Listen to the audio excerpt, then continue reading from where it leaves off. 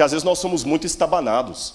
A gente prega o evangelho, às vezes, menosprezando o que pensa diferente de nós, querendo passar que só nós que vamos ser salvos, que só nós que estamos certos. Não. Então, eu quero responder para vocês o seguinte. Em primeiro lugar, ainda que haja discordâncias, vocês são minhas irmãs em Cristo Jesus. Primeiro ponto, eu não estou sendo demagogo. Tá certo? Tanto é que, graças a Deus, eu tenho as portas abertas em muitas igrejas de Assembleia de Deus, que eu falo, e muitos assembleanos me apreciam no Evidências, e eles sabem do que eu penso e se sentem respeitados. Então é com o mesmo respeito que eu vou colocar aqui. Segunda questão que eu quero colocar. Deus não precisa de advogado, Deus precisa de testemunha. Tem gente que quer defender Deus, não é por aí. Terceiro ponto. Todo mundo que tem uma religião tem que ter a convicção que a igreja dele está correta, senão por que ele está lá? Se você é presbiteriano e não assembleiano, você tem que saber porque você é presbiteriano.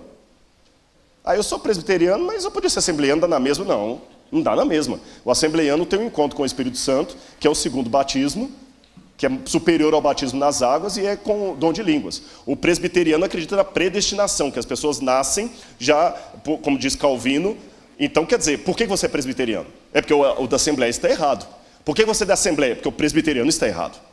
Então, achar que a religião do outro está errada e a minha está certa, não é um pecado. Senão, você deveria ser da religião do outro e não da sua. Não tem duas verdades, só existe uma verdade. Agora, atenção.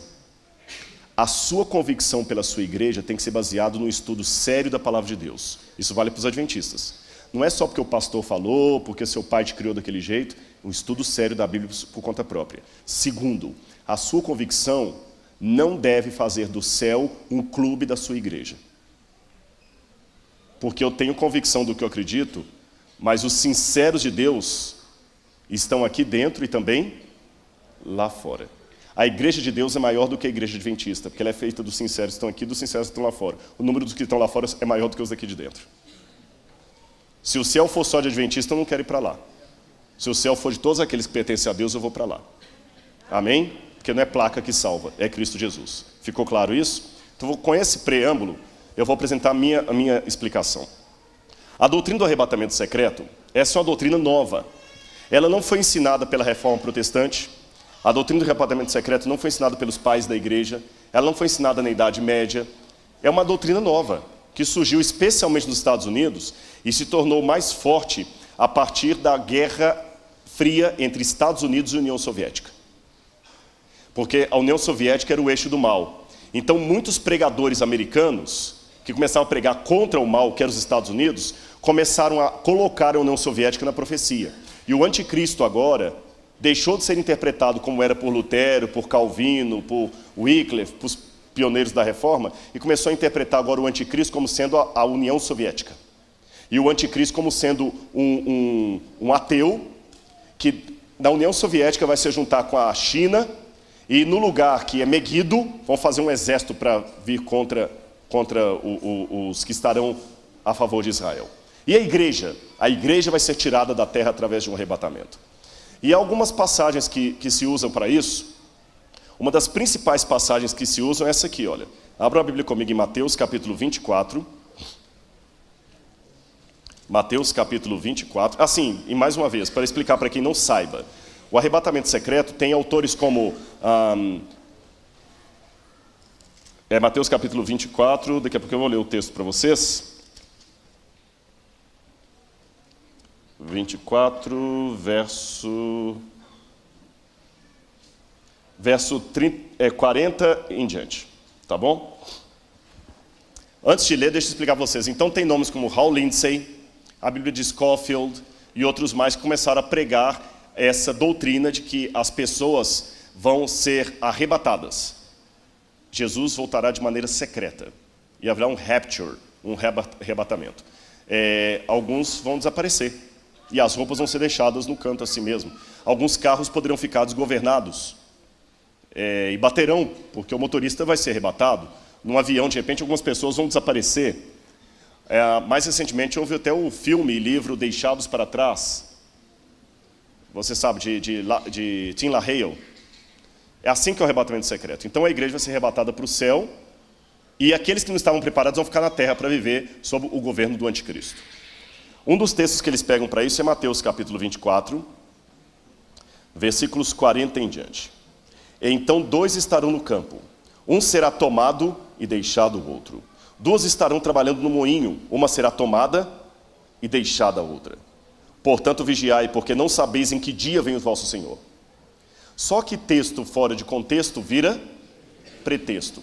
Vamos ler esse texto dentro do contexto para a gente poder analisar. Entenderam o texto? Arrebatados, então significa que um será tomado e deixado o outro. Quem vai ser tomado? Quem vai ser arrebatado, salvo. E quem vai ser deixado é quem vai se perder. Daí o título do livro, Deixados para Trás. Só que vamos ler um pouquinho antes. Olha o que diz aqui no verso 37. Estão acompanhando comigo? Você de casa está acompanhando? Pois, assim como foi nos dias de Noé, assim também será a vinda do Filho do Homem. Continua com sua Bíblia aberta. Vamos analisar devagarzinho.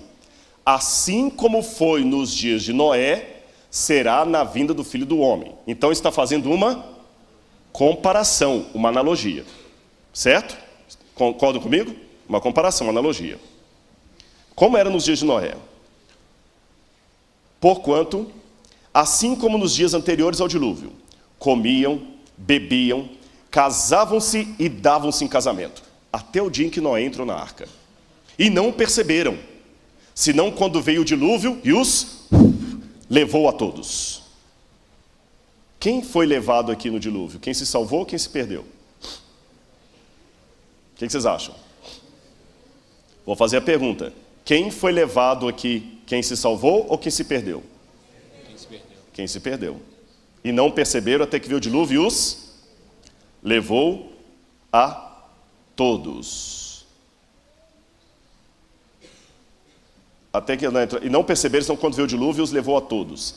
Assim será também na vinda do Filho do Homem. Olha a comparação. A vinda do Filho do Homem será como os dias de Noé. Porque nos dias de Noé, todos casavam-se e davam-se em casamento, comiam e bebiam, até que veio o dilúvio e os levou a todos. Assim também será na vinda do Filho do Homem. 2 estarão no campo, um será levado, tomado, e o outro será deixado. Pela comparação, quem será levado? Quem se perde. Quem será deixado e quem será poupado.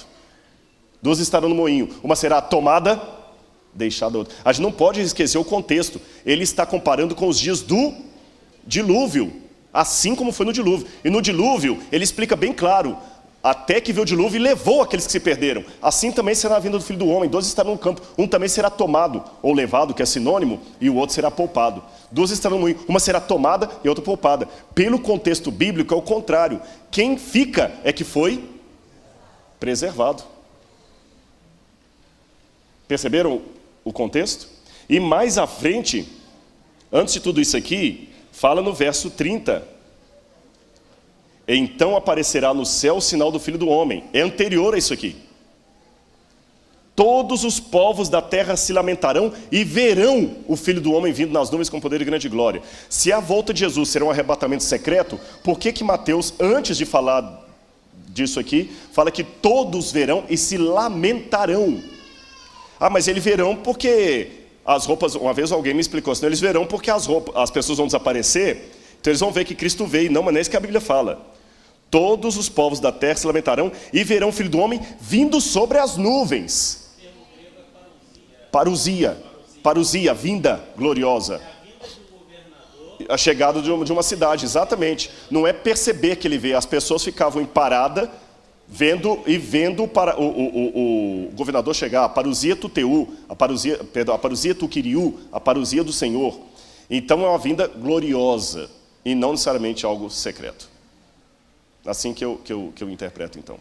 Tá certo? Mas como eu disse, no essencial unidade, no não essencial diversidade, mas em tudo caridade. Repito, eu tenho uma visão teológica diferente, mas não um amor diferente pelos meus irmãos pentecostais, que são pessoas que eu acredito na sinceridade deles, e eu prefiro às vezes a oração de um pentecostal fervoroso a de um adventista. Percebeu, né? Que às vezes tem um irmão pentecostal que acredita em algo que eu não acredito, mas ele é tão sincero na oração dele, que eu prefiro a oração dele às vezes de algum irmão que acredita no sábado como eu, mas é do curso livre.